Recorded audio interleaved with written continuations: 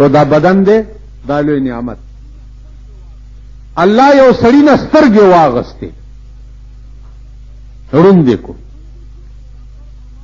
چې ړوندې کو پیغمبر فرمایي صلی الله علیه وسلم چې په قیامت کې به دا ړوند سړی الله دې د دینه ناراضي کوي چې په بدل کې به جنت ورکړي چې تا نه ما لوی نعمت په دنیا کې اغسته نو زما په نعمتونو کې لوی نعمت دغه بدل کې والا اوس نو ړوند لبا د سترګو په بدل کې جنت ورکړي اوس دولت دنیا کې نه درکړي پیسې نه دي درکړي هغه د پاره ضابطه او قانوني خیر دولتمند دی او ډېر سخی دی او ها دولت ټول د خدای په لار کې خرج کیږي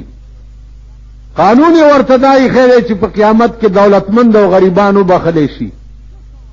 نو غریبان به 1500 کاله مخکې جنت ته ځي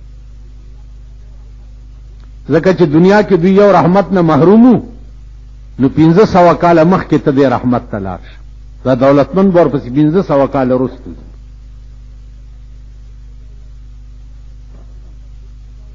او بیا به په بدل کې درکې څه دولت نو الله دې وروالا بیا به وګورې نو چې په بدل کې به کم دولت درکې او زما عزیزانو دا الله هر کار چې دې هغه حیران کون دې هر کار حکومت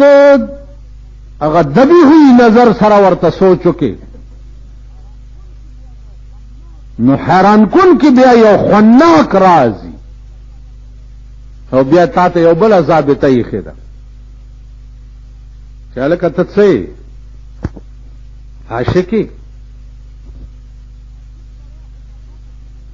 عاشق سره خو مزو پسې نه ګرځي د عاشق سړي خو زړه کې یو مراد وي او هغه مراد چې دغه صرف د معشوق او د محبوب حاصلولي اخو په بل څه نه په خوراک نه په ناست نه په ملاست نه په بستر نه په محل نه په څه نه هیڅ نه مقصود د ذات شی چې دغه حصول د معشوقي وي چې دا دې په څه طریقه زما شي ستا د ژوند اصل غرض چې دی هغه دا چې ستا ژوند به وقف دی ته چې ته به طلب د معشوق د حصول کې خیال راغلی